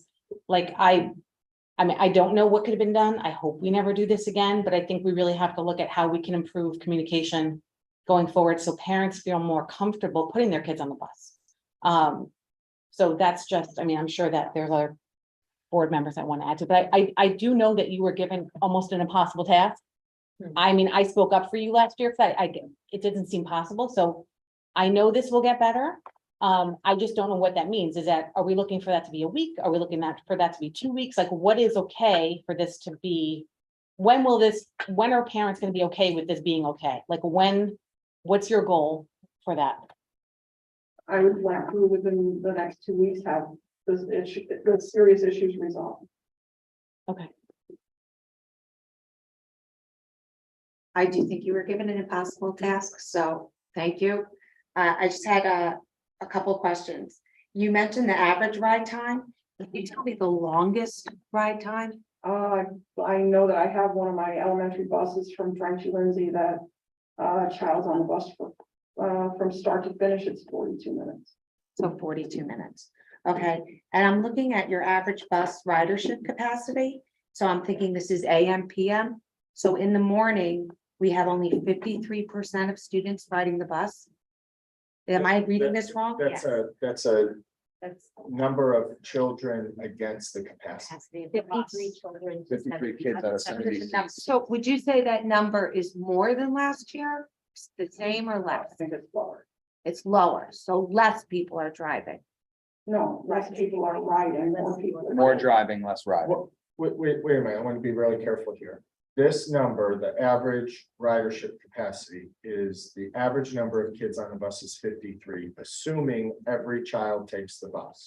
Assigned Okay. to that bus. Right, so it's, So we don't know who's actually got a butt in a seat. Right. right, so. This is what we routed for, is we 53 have of to 70 route, students. right, so we. That doesn't indicate who actually is We driving. have to route for, these are my words, Liz always yells at me, the full liability. Right. That if every child Right. decides to get on the bus, we know what stop they'll be at, and that they will have a seat on the bus, because we can't remove them. For a lot of reasons, right?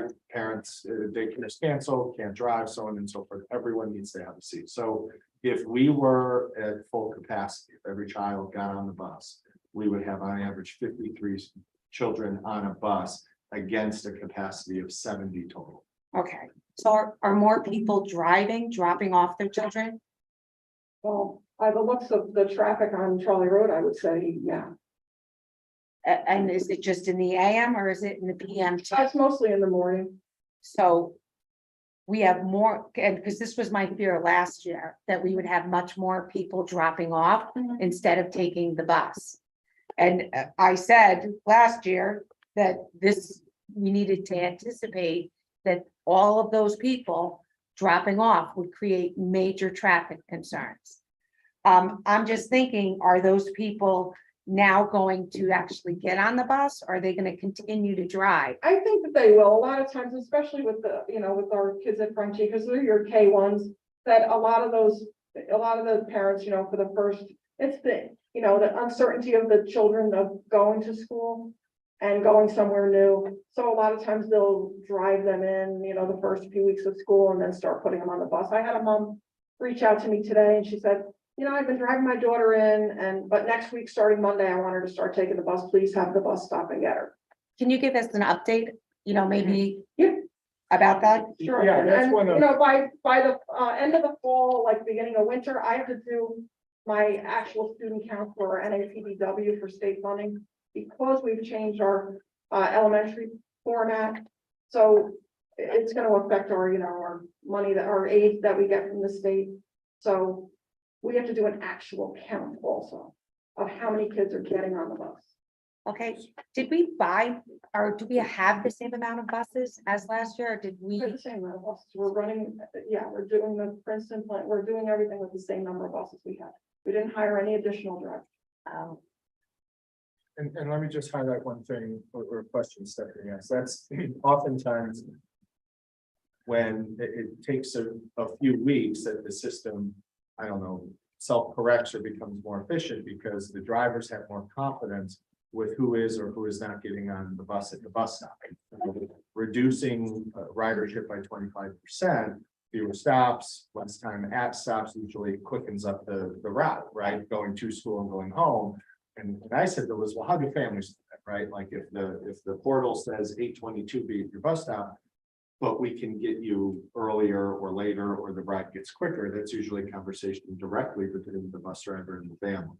Look, I'm going to be here 2 minutes later because we're not picking everyone up, or so on and so forth. So there are always natural adjustments as we go, but what we can't do is we can't have Liz and her drivers collect ridership information for a month and then take them off the rolls, right? Like if you haven't voted in 20 years, you got to re-register. We can't do that. So that's oftentimes why, for example, today I was where I was Furnace Woods or from Furnace Woods. I was behind a bus that 3 different times stopped and no one got on. The bus had to stop just in case. Now, I'm not going to forecast how many minutes that would have saved if this or that, but after we get into that routine and after families do indicate, like Liz said, look, we're probably not going to be on the bus, but if you see us, grab us. That's usually when these things click. Thank you. Do you think that the BV and Frenchie Lindsay sharing the bus in the morning is going to be a long-term workable thing? Or do you foresee issues with that? I Long think term. that if we were to not continue to do it that way, then we wouldn't be able to get everybody to school at the same time. We would have to change bell times and move everything around and. We have just describe real quick, we have a 4-layer system. Is that? Yeah, we have a 4-tier system. So it's my high school, my middle school, Furnace Woods, and then we have BV and Frenchie Lindsay. So there's 4 levels to it. And by combining the last 2 tiers, which is, the BV Frenchie Lindsay, I'm already out in Furnace Woods area picking up kids that are going to go to BV. So with those same buses, I'm picking up kids that are going to Frenchie. That was the whole idea behind the color coded bus tags. And, go to one school, drop off, go to the next school, drop off. If we aren't going to do that, then we would have to have a minimum of 8 more drivers on the road every morning. I don't have any drivers. Because right now the high school has no custodians in it other than the head custodian in the morning. Frenchie Lindsay only has a head custodian. BV only has a head custodian. The middle school only has a head custodian, and Furnace Woods. And just to remind everyone, many of our custodians double as bus drivers. And so when all of public education last year were closing schools because of lack of bus drivers, many districts either hire a contractor to do the bus services or their bus drivers are hourly employees. We're fortunate, we're one of very few that combine the two roles so that we didn't have employment issues.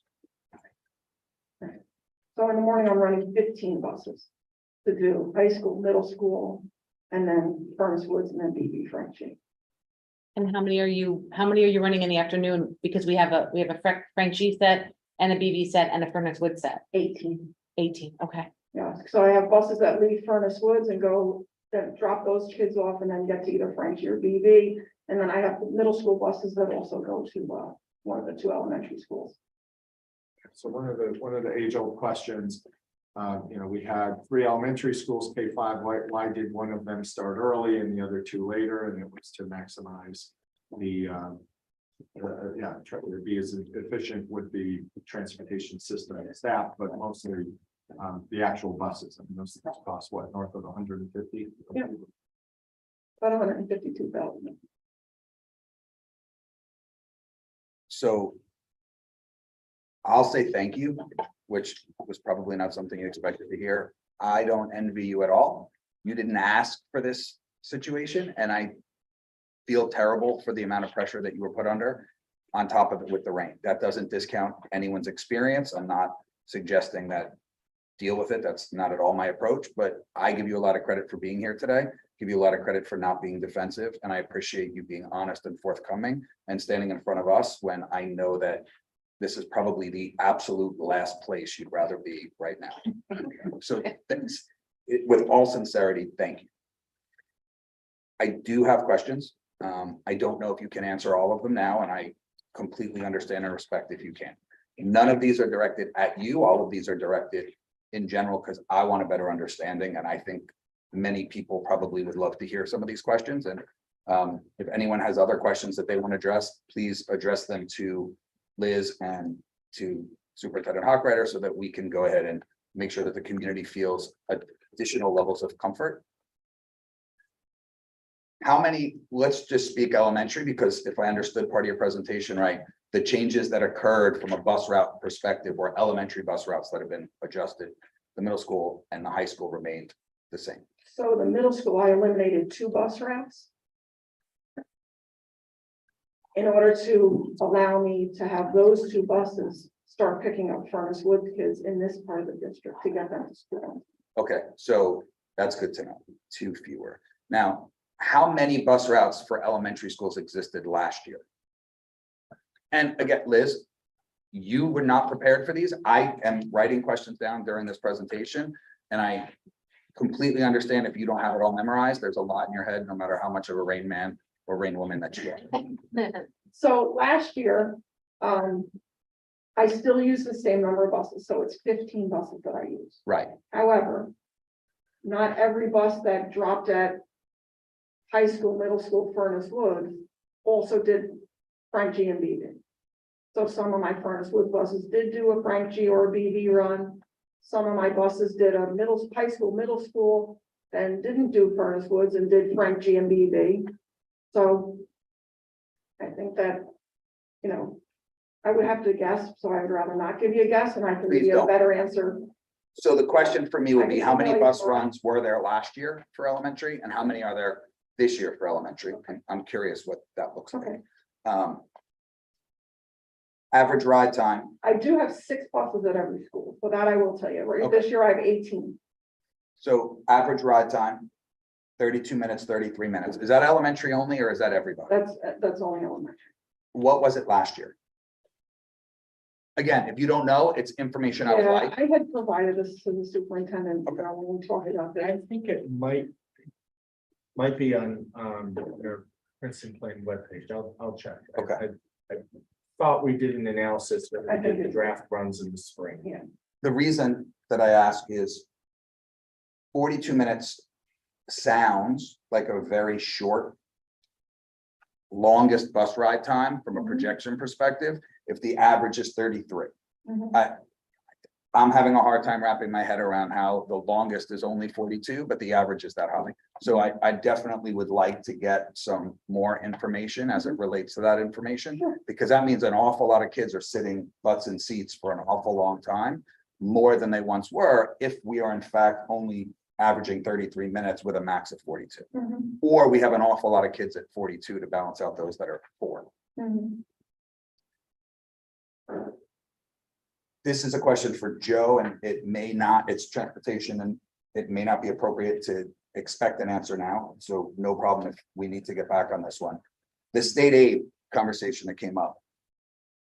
What is the trigger for state aid? Is it mileage or is it time children spend on mileage?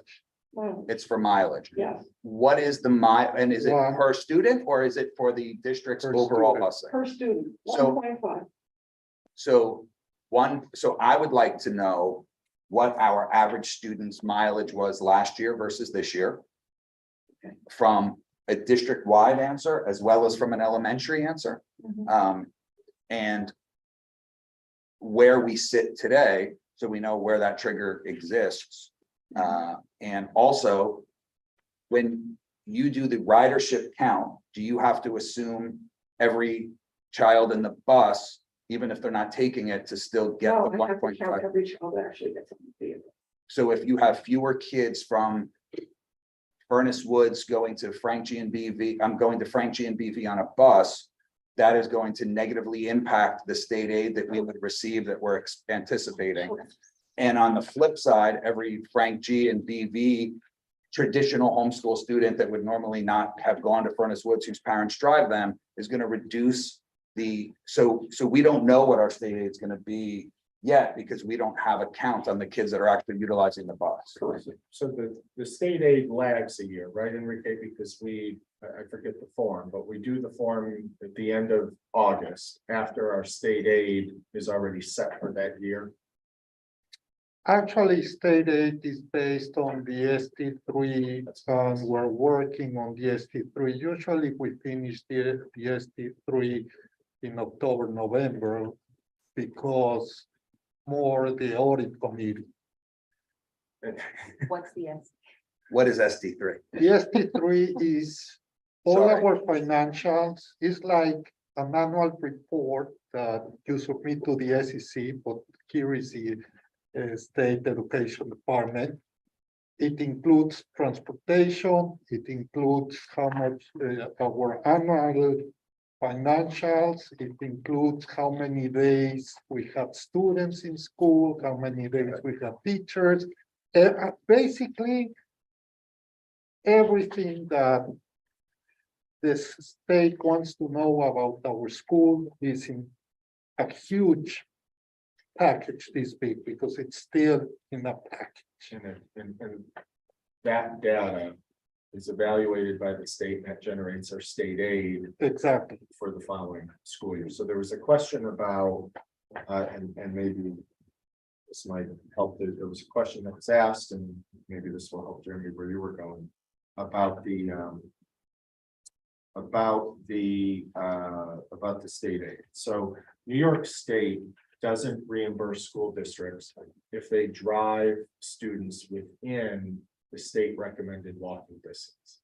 So the state basically says, if you're a high school kid, you should be walking 1.5 miles to school. Right? If you're a middle school student, you should be walking 1 mile to school. And if you're an elementary student, you should be walking 0.5 mile to school. So that's the state policy. Districts can adopt policies less than that. We don't have a walking policy because we can't guarantee, because of the topography and because of where our elementary schools are located, we can't safely guarantee that. There are many districts that do. So we bus everyone. I'll use elementary, for example. We bus everyone regardless of where you live. Liz and Enrique have to go through that ST3 and take out everyone that we transport in that ridership number you were mentioning within that 0.5 mile radius, because they can't, their seat on the bus to and from school 185 days a year can't generate state aid. So we were, not as efficient because we were one of the districts not mandating the walking policy for really, really good reason. What is happening is more kids are being transported to schools outside of that half a mile radius that will increase the ridership number that could increase the state aid. And what determines their distance to the school? A rat, how a rat moves, not a bird, a rat, so But from my house or from the bus stop? from your house. From my house, so it has so there's no benefit to the district to take a longer route from a bus stop to get more miles on a kid. Oh, no. Because it's based on where my It- driveway yes. ends on Oh, the street yes. and their distance to the school that they. Yeah, we cannot say, okay, we'll pick up this thing. Yeah, but Taking that's a to, legitimate concern, right? So. Yeah. Because of the additional expense to make sure that the kids don't become a token for the opportunity to offset busing costs. I think that it probably makes people feel very comfortable hearing that it's a non-negotiable distance that's related Oh, specifically to their address Yeah. and their school. But, And it's established by the state and not established by the school district. and then one other, so we don't get the aid for the kid that doesn't get on the bus though. Correct. So the cost exists. If one kid gets on the bus and you have to drive that bus, you're only getting rated or rewarded or reimbursed for the For single one kid bus, who gets on that bus. Correct. Okay, thank you so much. I think that covers most of them. And Liz, thanks again. I'm gonna ask the question that comes, the next thing is, how do you track that? That's right. How do you track that? And then the other question is, I mean, if the state mandates a half a mile, I guess there are a lot of people that live within a half a mile, but how many did we actually gain outside of that half a mile? Oh. Gained a lot based on where they're going to school, so. No, but compared to where they live now, like, I'm pretty sure, like, my kids were Frank G. Lindsay. I know that I'm very close to Frank G. Lindsay, but I'm definitely, Right. half a mile. If you go into the Princeton plan presentations that were done, our transportation consultant has put that together, and I think that you'll see what those numbers, what the percentages are. But it's a very big change. I think you're right, but I know I had questions about this the last time around, because a half mile, like, I was going to Frank G and I'm so close and I'm still more than a half mile away. So technically you were still getting state aid for my kid who literally is maybe 0.6 miles away. Yeah. So Do you get a flat number per kid regardless if you're 0.6 miles or 17 miles? Yes. You get a flat number per kid or it's Actually, a so you scale can based on understand a distance? little bit, the way it works is they don't give you for each kid, they take away for each one that doesn't qualify. So. And it's a let's say- flat number. It doesn't It's- matter yes. if you're 0.6 or 18, it's the same. You have to eat the longer distance ride Yes. and it's up to you to be efficient. Okay. So when we get into advocacy season in the winter, you'll read a lot about school boards advocating for further transportation needs that are out there in rural New York State for that exact reason. Got it. Because you've got school districts that are 100 square miles and kids on the bus from their driveway to school is 35 miles. And everyone's getting the same flat rate, whether you're 0.6 or you're Yeah. 30. And then one other thing that I think I'll add, and this doesn't impact my kids. Sorry, everybody, if you want to go home, they're almost there. Would it be a consideration for I don't know if this is considered problem solving or operational, but I'll relay it from a parental concern that was clearly voiced over the past 2 days. With a large number of kindergarten and first graders on a singular bus, without it being K-5 any longer, where there's only a handful of younger kids for the bus drivers to have to account for, to make sure they know, hey, I've got 8 new kids on my bus, I have 4 new kids on my bus, and I'm making sure really they get off, because they don't have the same executive function, right? They're not going to be as aware when their name gets called. Maybe in the beginning, as a district, we could think about putting a monitor and aid on some of these buses to assist so that the driver can focus on driving and not have to manage a bus with 53 seats that have kindergartner and first graders on it. right. I can't imagine we need it forever, but I also can't imagine that wouldn't be a practical solution to raise confidence amongst parents and also safety. because the bus drivers are gonna be frazzled. I don't really know that it's a great idea to drive a bus, look at a sheet, make sure you've got a kid who doesn't get off, creates a lot of headache. And as we talked about teacher aides and that people don't want the job because it's not the highest paying job, maybe it's not that much money to really justify this level of security for our youngest learners. I totally agree with you. Now we can go to the practicalities of that problem. Yeah, In our contract, no one can go on the bus that is not part of the CSCA. So I cannot tell a teacher aide, I'll pay you 2 hours more and go on the bus. I'm taking money from that particular unit. We can hire a person, a chauffeur, but we haven't been able to hire enough chauffeurs to be chauffeurs. Now, just imagine someone to tell them, wake up at 6 in the morning or at 7 in the morning to earn $40. I only think That's we what need I'm it in saying, the it's afternoon. practicality. I totally agree with you. At one point, what we did several years ago was put high school students on the buses. Yeah, And we had a problem with the insurance company And also. because they are not State they are not 18. You know, everything that insurance. So I totally agree with you. The practicality is where we are trying to figure it out, but it's really difficult given the situation. so I don't think we would need it in the morning. If you think about it, there's 2 stops in the morning, and that's only a quarter of the bus in theory would be kindergartners, right? But in the afternoon, it's almost all of the stops, and it's 50% of the bus. So it's a lot different from a logistics. It's easier to know if half your bus is gone, and if they don't, you just go back to the other school. Yes, But when the you other finish a problem is route- also- I'm sorry. No, I just want to protect the drivers too, Okay, so frankly. the other problem is also, is that anyone who's on a school bus must be certified by a school bus driving instructor, which I am. They must be over the age of 21. They must go through monitor training. And we don't have monitors in our breakdown for CSEA. So, We need that. so They don't exist.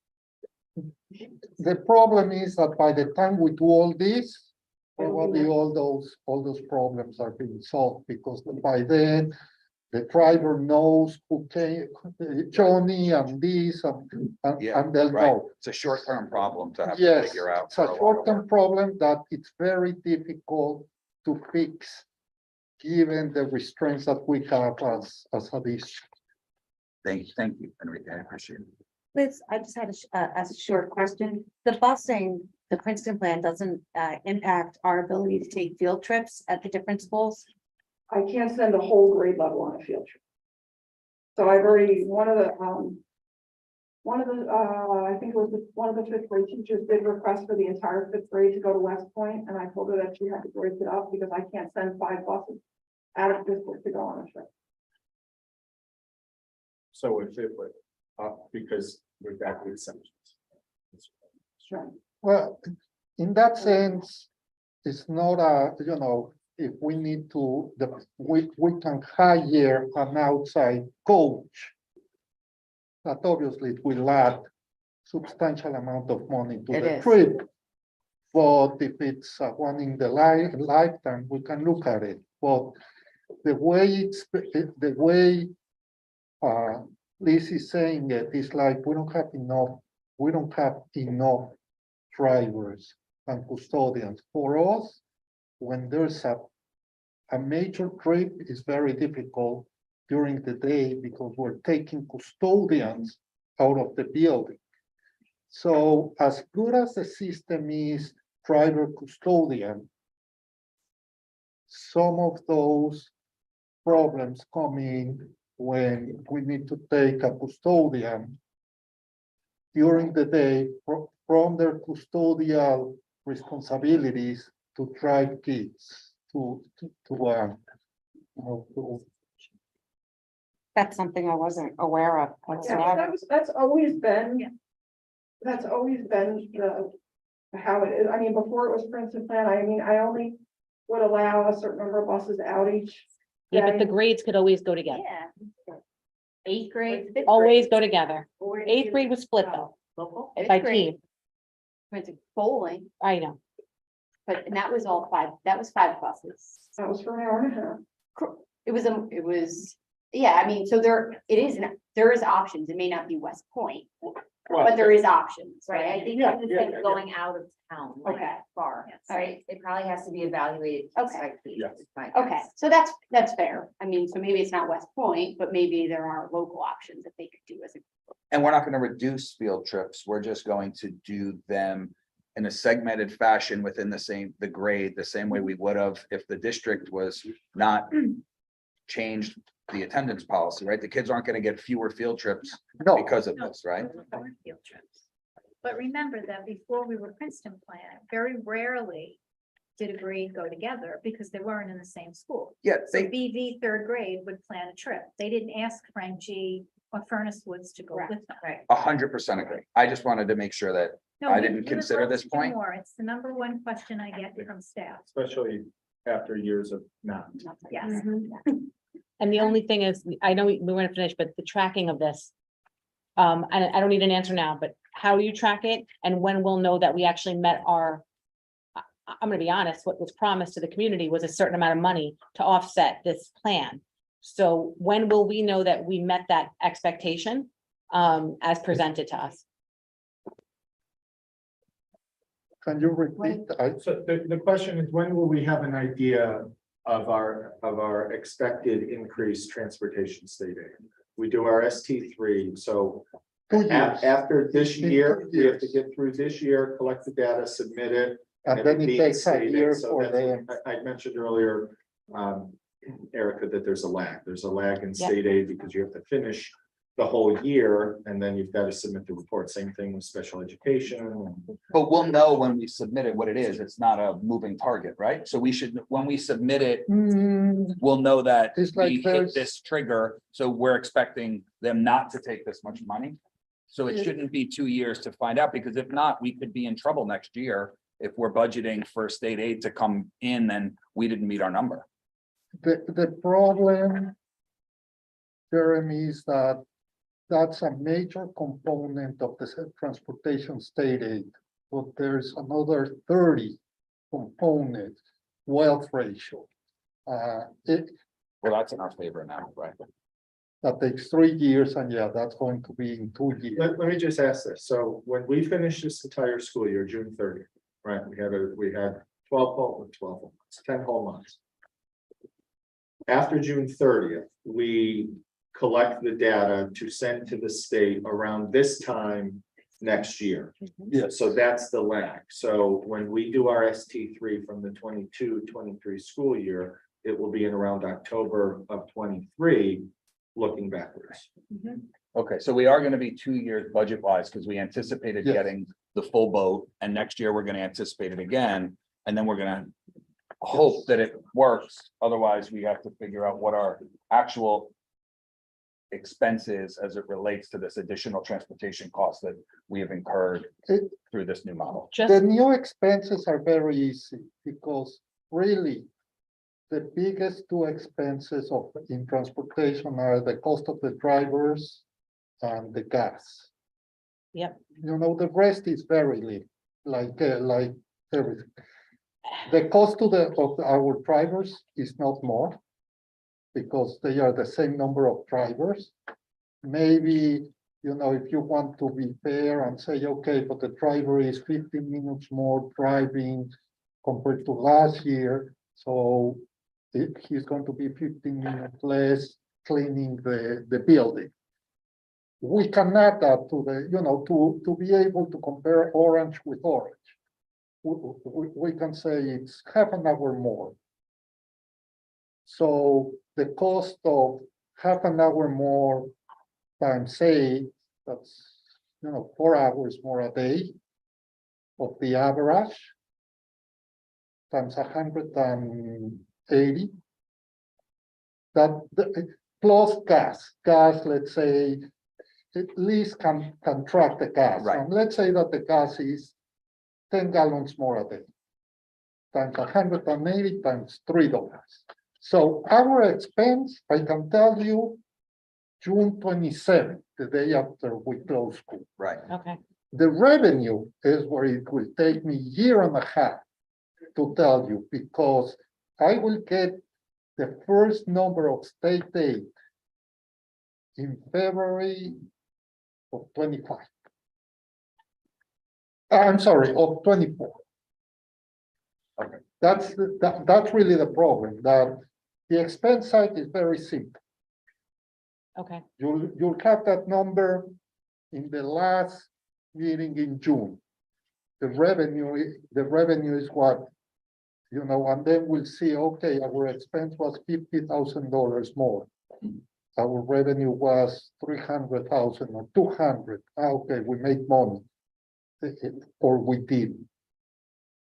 Thank you. And So- that's the hang up with state aid, and as our wealth ratio changed, right? As the Indian Point pilot dwindled, in the state's eyes, we became poorer. Right. Because of the, basically the burden, right? The tax burden became more to us as opposed to Indian Point. Much like this, the state wants you to run through a couple cycles, and a cycle means a full school year, to look at part of the data that we provide are the student counts, their demographics, yada, yada, yada. We provide a bunch of information on, I'm going to say the housing market, but taxes and tax levies and assessments. So the state never wants to give you more money quicker. They want to almost see a trend. But if they overpay us for whatever reason, they'll just send us an email and say, we're basically dipping into your account and taking it away. So we'll be able to track expenses, revenues come, as Enrique said, about a year later. Okay. I just want to say that when this was all presented, it almost seemed like guaranteed money. So going forward, I think when you bring this to us, it would have been nice to know, and I was on the board a year and a half ago or 2 years ago when this was voted on.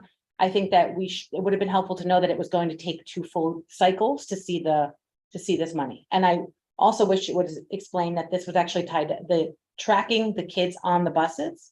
Because if we don't meet that expectation, that means overall our Princeton plan savings are not as high as what was projected. So I just want to, just going forward, when this kind of stuff presented, I think it's important to get into the minutia of it a little bit more, so that we have a better understanding and the community has a better understanding of what it takes to actually meet the expectations and qualify. You guys are the professionals, you all know, but the rest of us don't, so. Yeah, we can look at, Liz mentioned one of the gentlemen we worked with through BOCES to help us with the routing, and did some, looked at some ST3s and estimated what the revenue would be. So we'll go back to that too. Thank See you, what that calculation was. thank you. Thank you, Liz, thank you so much. All right, we're moving on to our audience comments on agenda items. How many do we have? Anyone signed up? Well, I know we have people signed up. Who's first? Rachel. I'll be really quick. Question for Margaret and Lisa. Can you clarify the benchmarks that are being done? What are those tests? Rachel, if you would just go through your questions and then they can Perfect. take Okay. note. And they will get back to you with all of the answers at one time. So if we get clarification on what those benchmark tests are and what grades, because I was told there are no benchmark tests at the high school. Are we finished with all of our bond projects from the original bond? Is everything completely done? Is there gonna be a public presentation Hold on a on? second. Is all departments taking notes? That's not Margaret. Okay. Is there gonna be a public presentation on the ESSER money and the GEER money that was given to us? Are we gonna ever know how that money was spent? And what it was spent on, and did we actually use it all? And I think it's up until next year, right? 2024 rather, that we have to spend it all. For the transportation, like the butts in the bus, are we talking hundreds of thousands of dollars, or are we talking like $100,000? Because like Erica said, we thought this was a done deal. We didn't realize that this was all contingent on those butts and those seats. So like, are we like, how much are we really talking here? And I would like to know how many hours a day are the kids in elementary schools? So I know like the start times and the end times, but like, when I was looking at the schedules, like when they start, when they end, it looks like there's like a discrepancy on how many hours the kids at Furnace Woods are actually there for. And if there's like an early dismissal, like, it just doesn't seem so, are they getting more instructional hours than Frank G and BV? You can't contractually guarantee that the students are all getting equal numbers of. Margaret, we'll get back to Okay, that. great. So that's it. Those are my questions. Thank you. Thank Rachel. you.